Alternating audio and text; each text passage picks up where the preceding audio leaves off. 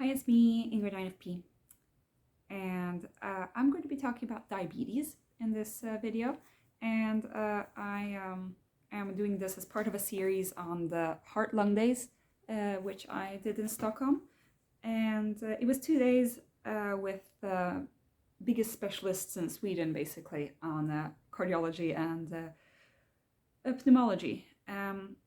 And the reason why we're talking about diabetes is because diabetes is coupled to heart-lung disease. Not lung disease, but everything is connected, but cardiovascular disease. Because of the glucose that goes around and leads to problems.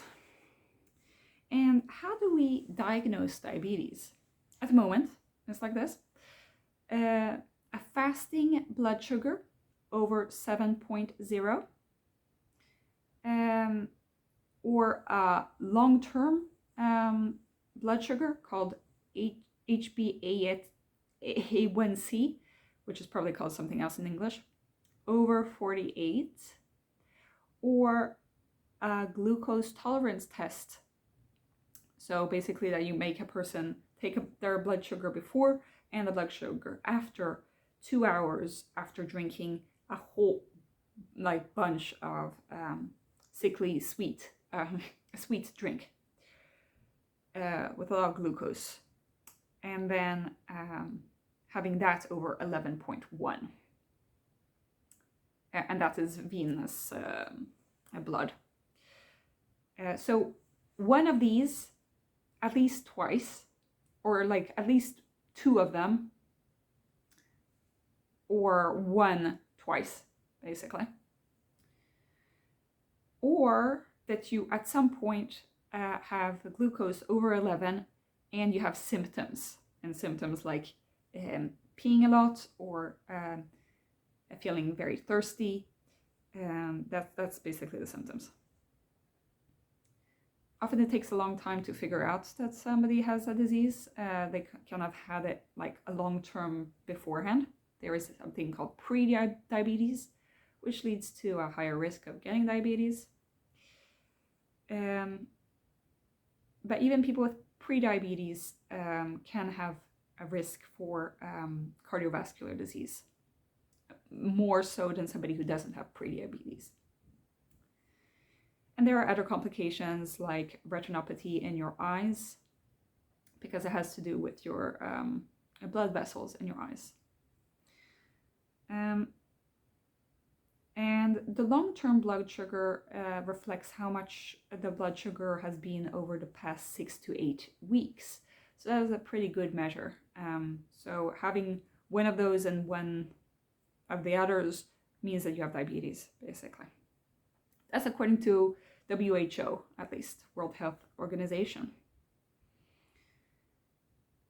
A lot of patients will not have all 3 of these things, but will still have diabetes. So that's why it's important to check these things again, because then you'll find out that, oh, okay, well, the blood sugar was twice over the recommended value. That means that you have diabetes. So it's good to know.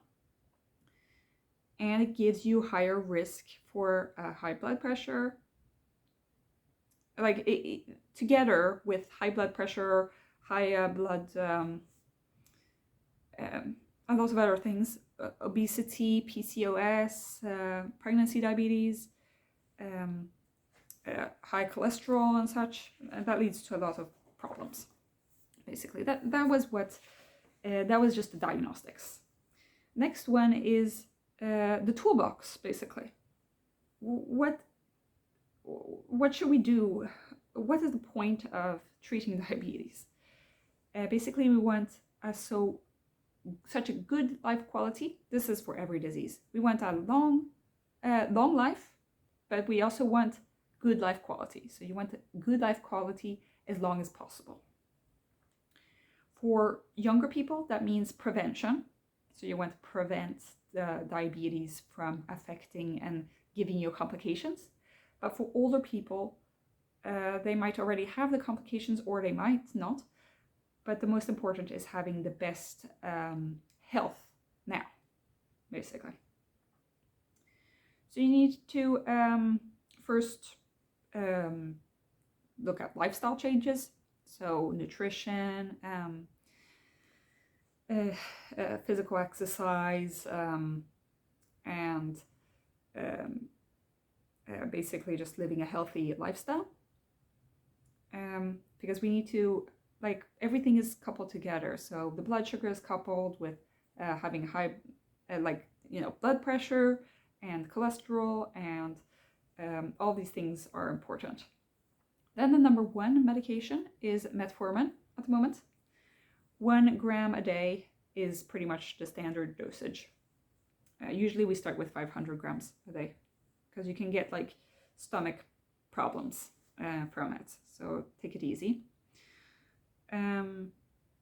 I have a diabetes nurse at my workplace that is really, really good. And so I let her do most of the work, basically. But I prescribe metformin. And then I send a referral to the eye doctor to check. And I often send a referral to a nutritionist. Then, if that doesn't work, if that's not enough, then you can think about SGLT2 antagonists, and they are best for people who have problems with their heart, cardiovascular, like heart failure and that kind of thing, or if they have kidney problems, because it protects the kidneys. It's not as good as some other ones in terms of how much blood sugar goes down or how much the weight goes down, because weight has a importance in diabetes. But it is very good for the heart and very good for the kidney. So that one is chosen for people who have problems with that. A risk with that is that you can develop acidosis and need to go to the hospital and feel really, really bad. So you have to be careful to only take it if you're certain that you're getting enough food and water, basically. So don't take it when you are sick, basically. That is for the SGLT2s. Then there's the GLP-1. The GLP-1 analogs, receptor analogs, are the basically Ozempic. Basically, it's Ozempic. And it helps you lose a lot of weight. So that's why a lot of people have been using it for weight loss. But it's not good because that means that the diabetics don't get to use it because it's not on the market anymore. So we are having a lot of problems with that right now. But it also reduces blood sugar enormously. And often I've seen people go down 10 kilos on Ozempic. So it is very effective. And it's also very good for the blood sugar. I've seen people go down like from 60 to 48, basically. And basically they're not even fulfilling the diagnostic criteria for diabetes anymore. So really good medicine. Also really good for if you have arteriosclerosis, because it helps the blood vessels, basically, so that there's less cholesterol and such. It's also good if you have high cholesterol. Then there are other ones. There's one that's cheap that's called a DPP4 antagonist, I think, a blockage. It gives very few, not a lot of effect, but not a lot of side effects as well, often used for older people. And then there are old kinds of medications that we don't use anymore, so I'm not going to talk about them. And it's important to treat things early. Now we go to exactly what I was talking about, the GLP-1 analogs. So type 2 diabetes and obesity. What do we have as treatments? And also, what's the future? Because like right now we have a problem with Ozempic. There's no Ozempic in the pharmacies, and sometimes it comes, sometimes not. And there are people who like check which pharmacies they'll find it. Just because like people like Donald Trump take Ozempic, you know. Celebrities take it and then everybody takes it. So that kind of sucks, but because some people with diabetes would be really helped from getting Ozempic. How much weight should you lose if once you get the diagnosis diabetes? Which would be the best for you? And that is basically 10 to 15% of your weight is what is recommended in studies. But that is actually the recommendation for people who are overweight. Okay, for people who are not overweight, they don't need to lose weight once they get diabetes, usually. But even losing 5% of the weight has good metabolic effects. So less disease, basically. But 10 to 15% is to have a complete remission of your diabetes. So it's a second generation GLP-1 or or receptor analogs is Ozempic and Trulicity at the moment. We don't have many other things. We have Victoza, we have Saxenda, but Saxenda is only for weight and not really for diabetes as much. But yeah, so those are the ones that we have. Not all patients have a good effect on it. Some people don't lose weight on it at all.